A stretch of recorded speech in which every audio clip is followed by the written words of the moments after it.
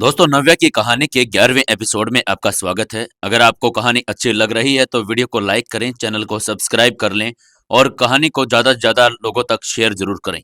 चलिए शुरू करते हैं कहानी। अभिनव अपने डाइवोर्स की बात को लेकर शिवा से बात भी नहीं करना चाहता था। अब क्या चाहिए तुम्हें?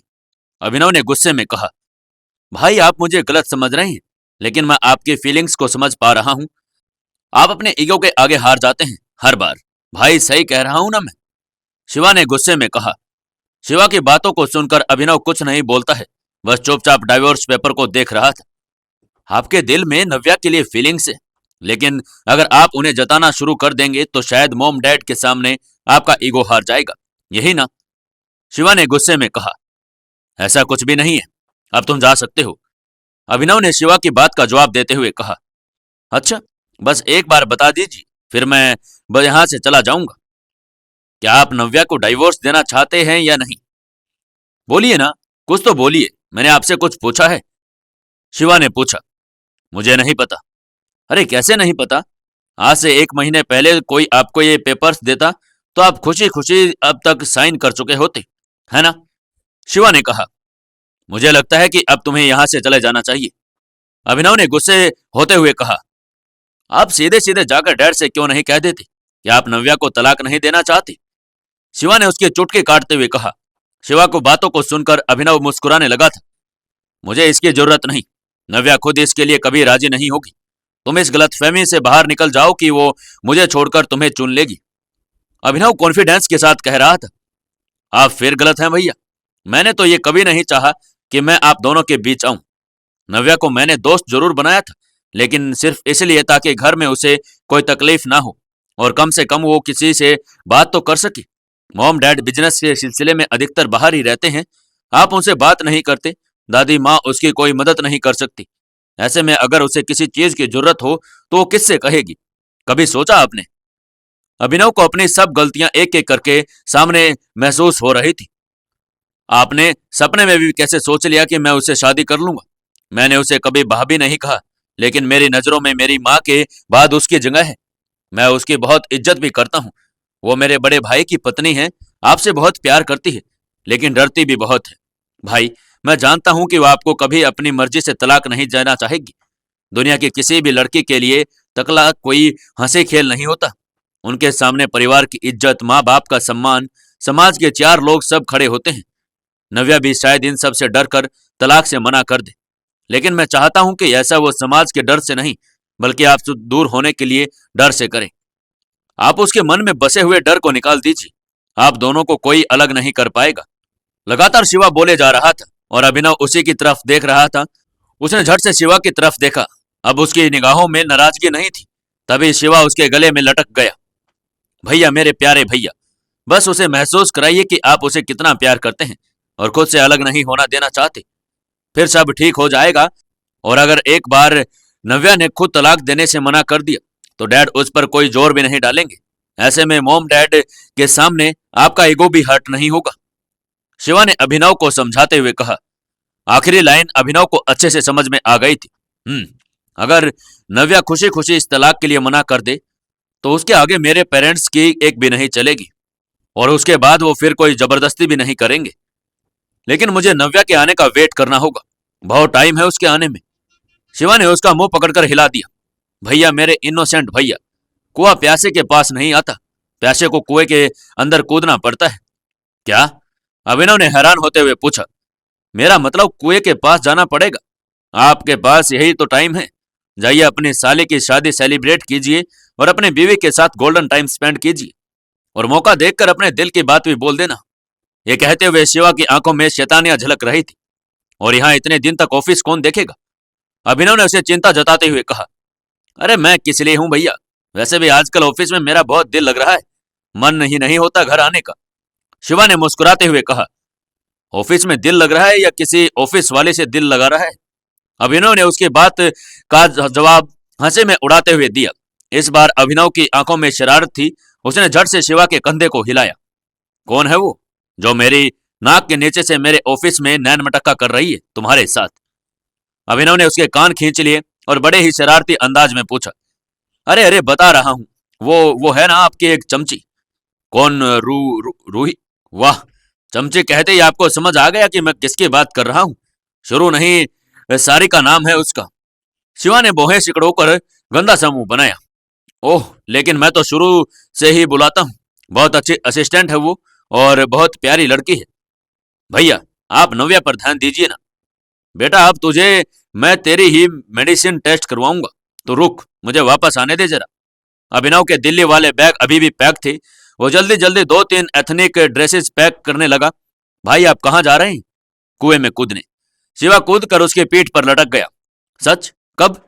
कल सुबह 5 बजे। अभिनव ने कुछ सोचा और पीछे मुड़कर शिवा को गर्दन से पकड़कर दीवार पर टांग दिया। खबरदार, अगर मोम डैड से गलती से भी कहा कि मैं नव्या के गांव गया हूं तो तुम्हारी खैर नहीं। अभिनव ने आंख दिखाते हुए कहा। शिवा का दम घुटा जा रहा था। वो बेचारा लटके लटके ही चिल्लाया, गलती से भी नहीं। मैं मॉम डैड को कभी नहीं बताऊंगा कि आप ससुराल जाने के लिए कितने बेचैन हो रहे थे। तभी अभिनव ने उसे छोड़ दिया और वो जमीन पर गिर पड़ा और अपनी गर्दन सहलाने लगा। तो क्या बोलोगे मॉम डैड को? यही कि आप अपने फ्रेंड्स के साथ गोवा गए हैं कुछ दिन के लिए। शाबाश। अभिनव ने जोरदार गुस्सा शिवा की पीठ पर जड़ा और बेचारा जमीन में ही लौट गया। आपका प्यार इतना खतरनाक है और जानलेवा है, तभी तो बेचारे नव्या आपके पास नहीं आती होगी। आपके बार दूसरा जोरदार घुसा पड़ा और वो जमीन पर ऑलरेडी लौट रहे शिवा भाई साहब की रीढ़ की हड्डी सहलाने लगे। अच्छा, अब तुम सोने जाओगे या तुम्हारी टांगे खींचकर दरवाजे से बाहर डाल दूं? अरे अरे रुकिए, एक काम रह गया। क्या? नव्या को फोन करके बता दूं कि आपकी तबीयत एकदम ठीक है, वरना वो सच में कल आ ही जाएगी। फिर पता चला आप अपने ससुराल में हैं और वो अपने ससुराल में। शिवा ने अभिनव पर जोक मारते हुए कहा। शिवा की बात पर अभिनव भी हंस पड़ा। आज बहुत दिनों के बाद अभिनव खुलकर हंसा भी था। शिवा ने नव्या को कॉल लगाकर फोन स्पीकर पर डाल दिया। हेलो नव्या। हाँ बोलो। फोन के दूसरे तरफ से नव्या की आवाज आई। भैया तो एकदम ठीक हैं। पहले तो मुझे यकीन नहीं हुआ, लेकिन जैसे मैंने उनसे पूछा तो उन्होंने मुझे खींचकर एक झनाटेदार झापट रसीद कर दिया और मुझे पूरा यकीन हो गया कि वो एकदम ठीक है। शिवा ने कहा। अच्छा शिवा, सुनो, मुझे इनकी एक फोटो भेज दो ना। चुपचाप खींचना, और ये जान ना पाए कि वरना तुम पर गुस्साएंगे। अभिनव को नव्या पर प्यार आ रहा था और नव्या इस नए नवेले प्यार की खुशबू से बिल्कुल अनजान थी। शिवा को भेजकर अभिनव अगले दिन के ख्वाबों में खो गया। नव्या से मिलने के लिए उसकी बेचैनी अब बढ़ने लगी थी और एक रात के बचे हुए 5 घंटे भी उससे काटे नहीं जा रहे थे। सुबह के 5 बजते ही अभिनव चुपचाप से घर से निकल गया। शिवा के अलावा कोई नहीं जानता था कि अभिनव कहाँ गया है। नव्या का गांव शहर से कुछ 40-45 किलोमीटर दूर ही था। अभिनव की कार शहर के बाहर हाईवे पर आकर एक कच्चे पगडंडी पर मुड़ गई। ये वही रास्ता था जो सीधा उसके उसके मंजिल तक पहुंचाता था और उसकी मंजिल नव्या के पास थी। अभिनव अपनी शादी के बाद पहली बार गांव की तरफ मुड़ा था। रास्ता कच्चा और उबड़ खाबड़ था, लेकिन अभिनव के लिए बाहें पसारे राह देख रहा था। सड़क के अगल बगल साथ चल रहे लहलहाते खेत खलिहान और झूमती हुई फसलें उसका ससुराल में स्वागत कर रही थी। उसने कार का शीशा थोड़ा सा खोल दिया। गीली मिट्टी की सौंधी सौंधी खुशबू उसके नाक में घुसकर उसे दिमाग तक को महकाने लगी थी। अभिनव से रहा नहीं गया, उसने वहीं पर कार रोक दी। वो बाहर निकला। सुबह के 6:30 बजे थे। सूरज की किरणें पूरब में पैर पसार चुकी थी और धरती के लाल रंग की चुनर में सरोबार कर रही थी। आकाश और पृथ्वी का ऐसा प्रेम भरा मिलन उससे पहले कभी नहीं देखा था। बहुत धीमी धीमी ठंडी ठंडी हवाएं चल रही थी। पहली बार अभिनव ने महसूस किया कि गांव प्रकृति के कितना करीब है। शहर के शोर शराबे और धुएं के काले बादलों से आजाद यहाँ की साफ हवा, चिड़ियों के चहचहाट और ढेर सारा प्यार के लिए यहाँ की जमीन पर हर किसी को स्नेह भरा आमंत्रण दे रही थी। अभिनव ने प्रकृति खूबसूरती में डूबा जा रहा था और अचानक उसका ध्यान टूटा और उसे याद आया कि उसे कहाँ जाना है। वो कार में बैठ गया और कार आगे बढ़ चली। उसे घर पता नहीं था, लेकिन मुखिया जी का नाम इतना चर्चित था कि उसे ढूंढने में कोई मुश्किल नहीं होने वाली थी। गांव के नुक्कड़ पर 2-4 लोफर आवारा लड़के मोटरसाइकिल लिए खड़े थे। खैर, ऐसे लोग दुनिया में हर जगह मिल ही जाते हैं। फिलहाल और कोई नहीं दिख रहा तो अभिनव का कार रोककर उनमें से एक ने पूछ लिया, एक्सक्यूज मी, मुखिया जी का घर किधर है? आगे बढ़ जाइए, बरगद का बड़ा वाला पेड़ लगा होगा, उसी के सामने मुखिया जी का घर है। उनमें से काला चश्मा लगाए हीरो टाइप का एक लड़के ने कहा और उसके मुंह से पान की पीक बह रही थी। थैंक यू बोलकर अभिनव आगे बढ़ गया। अरे ये कौन था? अपने गांव का तो नहीं लग रहा। अरे नहीं भैया जी, मुखिया जी का दामाद होगा। उन्होंने अपनी बेटे की शादी राघव राव इंडस्ट्रीज घर वालों में की है। काले चश्मे वाले ने झटके से चश्मा उतार दिया। आखिर बेटिया राहों में ब्याही, और हमें कौन से कीड़े पड़े थे फिर? इस बुढ़ाऊ की अकल ठिकाने लगानी ही पड़ेगी।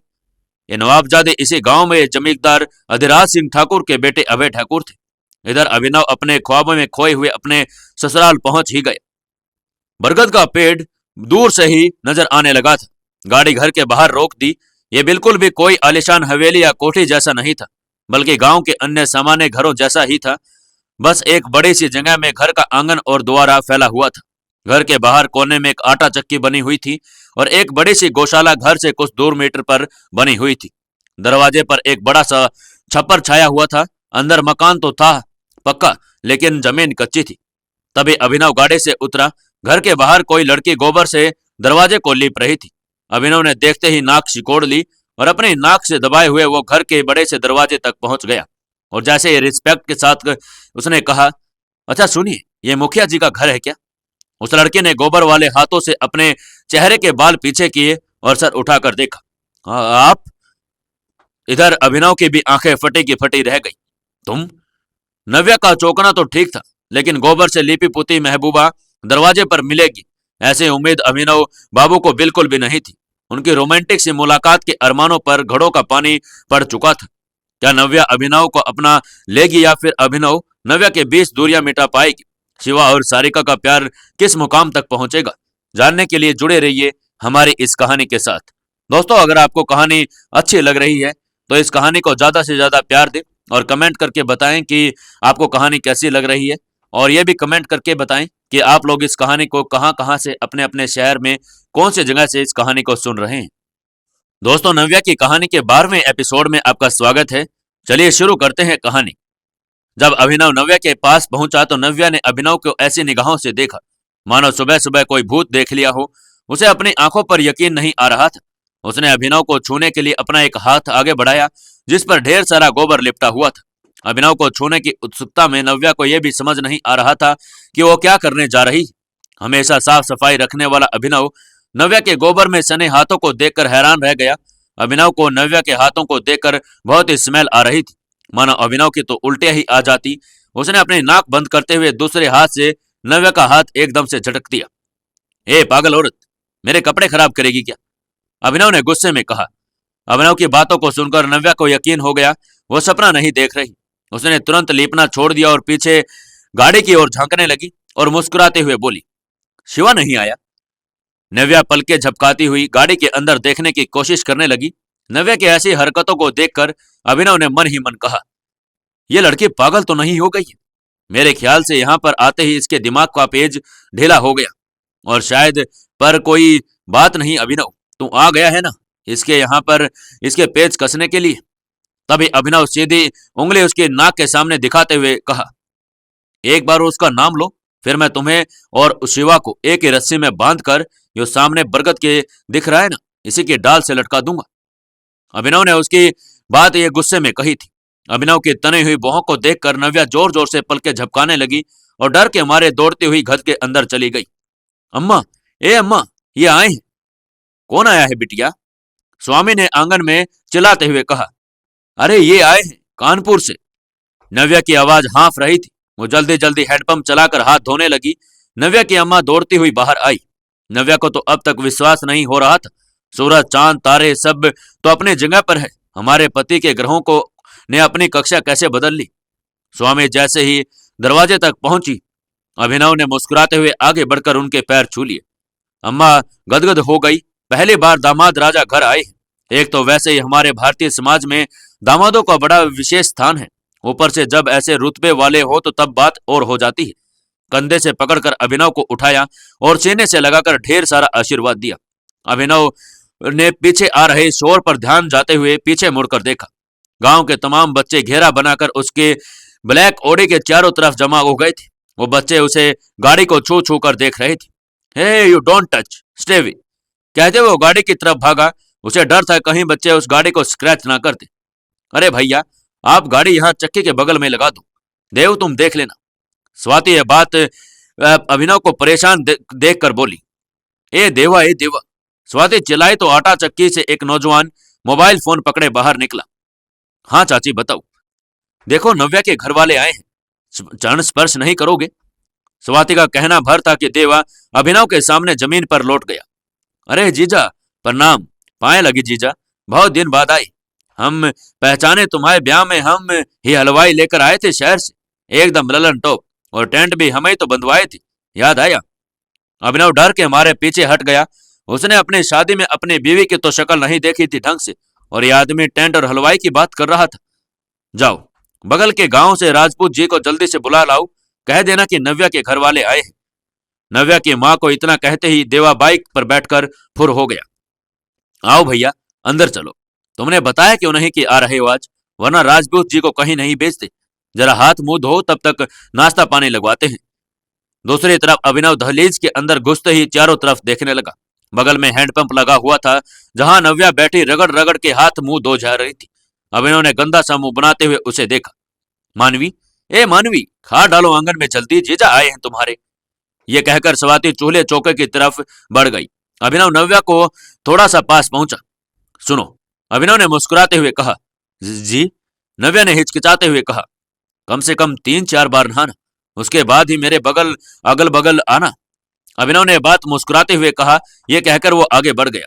तभी नव्या ने फटाफट खुशबू वाला साबुन उठाया और आंगन के दूसरे कोने में बने छोटे से बाथरूम में घुस गई। आंगन इतना बड़ा था कि हर छोर तक पहुंचने के अच्छी खासी कसरत हो जाए। बड़े से आंगन के बीचों बीच तुलसी का पौधा लगा था। बरगद की शाखाएं आधे आंगन को ठंडी छांव दे रही थी और आंगन के चारों तरफ कमरे ही कमरे बने हुए थे, कुछ कच्चे तो कुछ पक्के। तब तक मानवी खाट लेकर आई और फिर उसने खाट के ऊपर सुंदर फूलों वाली चादर बिछा दी। अभिनव पानी का गिलास लेकर उस पर बैठा ही था, मानवी बोल पड़ी। क्यों जीजाजी, रहा नहीं गया? आखिर तुमसे 4 दिन नव्या के बिना, लगता है बहुत बेचैन हो। उसे इस समय अभिनव पानी पी रहा था। ये बात सुनते ही अभिनव के मुंह से पानी बाहर निकल पड़ा। इस समय नव्या पीछे बाथरूम से निकली। अभिनव नव्या को देख नहीं पाया और मानवी से बोला, उसे तो रोज ही देखते हैं, उसे क्या देखने आए? हमारी इकलौती साली की शादी हो रही है, हम तो उससे मिलने चले आए हैं। लगता है आपको खुशी नहीं हुई हमारे आने की। हाय जीजा, मानवी ने चिरवाते हुए कहा। आप बहुत अच्छे हो। यह कहते हुए मानवी खिलखिलाकर हंस पड़ी। नव्या को तो लग रहा था कि कहीं ऐसा ना हो कि उसे चक्कर आ जाए और वहीं गिर पड़े। अभिनव का ये रूप उसने आज तक कभी सपने में भी नहीं सोचा था। ये आज सूरज उल्टा कैसे निकल गया? क्या आज फिर मेरे ही कानों में खराबी है? लगता है आज मेरे ही कान खराब हो गए, जो करेले के मुंह से शहद टपक रहा है।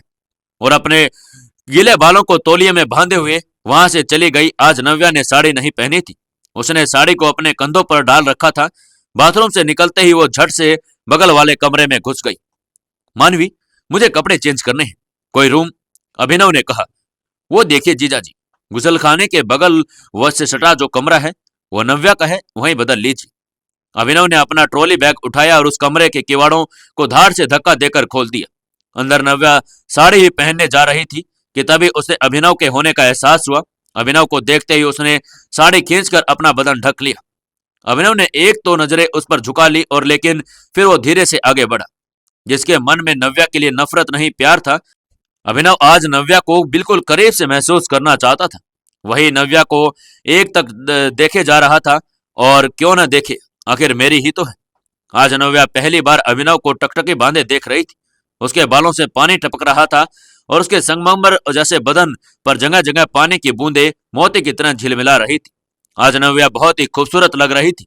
अभिनव ने नव्या की गर्दन के करीब जाकर एक लंबी सी सांस खींची और छोड़ दी।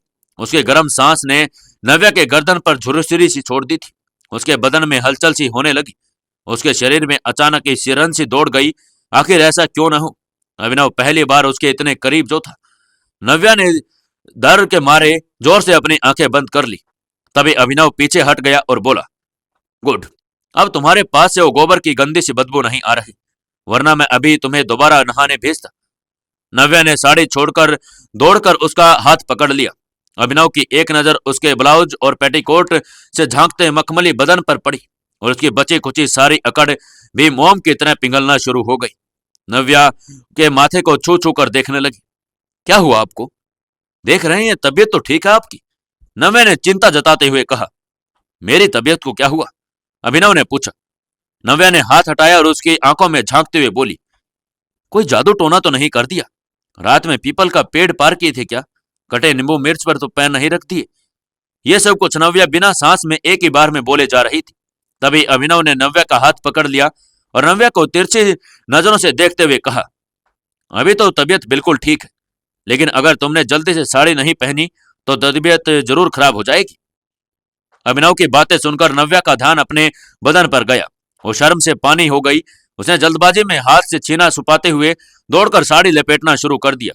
नव्या की हरकत देखकर अभिनव मुस्कुराता हुआ मुड़ा और ट्रॉली बैग से अपने कपड़े निकालने लगा। तभी नव्या साड़ी लपेटकर बिना उसकी तरफ देखे जल्दी से बाहर भाग गई। बाहर निकलते ही खटिया पर बैठी मानवी ने उसे देखकर शैतानी हंसी हंस रही थी। घर में भीड़ भाड़ बढ़ रही थी। जैसे जैसे शादी का दिन करीब आ रहा था, घर में मेहमान जमा होते जा रहे थे, लेकिन पूरे परिवार का ध्यान इकलौते दामाद के स्वागत सत्कार पर ही था। मानवी पूरे गांव में जाकर बता आई थी, हमारे जीजा आए हैं। और अभिनव का नाम सुनकर लगभग आधे गांव की लड़कियां नव्या के घर में इकट्ठी हो गई थी। कुछ ही देर में हल्की सी टी शर्ट और लोअर पहने अभिनव बाहर आ गया। जैसे ही किवाड़ खोले, सामने मुंह दबाकर खिलखिलाती लड़कियों की भीड़ लगी थी। अभिनव कमरे के दहलीज पर दरवाजे के ऊपर फ्रेम के दोनों हाथ लटकाकर खड़ा था। अभिनव की जिम में बनाई हुई हॉट बॉडी और बाइसेप्स जो उसकी टी शर्ट की बाहों से साफ दिख रहे थे। कुछ लड़कियां उसे देखकर आहें भर रही थी, कुछ मन ही मन नव्या से जली जा रही थी। हाय, क्या किस्मत पाई है नव्या ने। वहां बैठी मानवी एक एक करके सारी सहेलियों से अभिनव को मिलाने लगी। अभिनव भी उन खिलखिलाती हुई लड़कियों को देखकर मुस्कुरा दिया। अरे जीजा जी, आप पिछली बार बिना जूता चुराई दिए चले गए थे, इस बार पूरा हिसाब लिए बिना जाने नहीं देंगे? एक लड़की हंसते हुए बोली। नहीं जीजाजी से हिसाब लेना, अब हम तो पुराने हो गए। क्यों मानवी, ये सब बहाने नहीं चलेंगे। हिसाब तो चाहिए, वो भी पूरा, वरना इस बार जूते की जगह आपको उठा ले जाएंगे। बेचारी नव्या मुंह देखती रह जाएगी। मानवी ने ऐंठते हुए कहा। अच्छा, तो तुम में से कौन मुझे उठाने वाला है? जरा उस पहलवान की शक्ल भी तो देखूं मैं है हिम्मत किसी में? अभिनव ने नव्या की तरफ देखते हुए मुस्कुराते हुए कहा। अभिनव की यह बात सुनते ही सारी लड़कियां एक दूसरे को देखकर फिर से मुंह दबाकर हंस पड़ी। दो रसोई के पास खड़ी नव्या चुपचाप देखे जा रही थी कि उसे कभी प्यार से बात न करने वाला उसका पति कैसे अपने सालियों के साथ हंसी ठिठोली कर रहा था। क्या नव्या अभिनव के आए इस बदलाव को समझ पाएगी? क्या दोनों के बीच की गलतफहमियां दूर हो जाएगी, या फिर इस शादी में कोई नया कांड होने वाला है?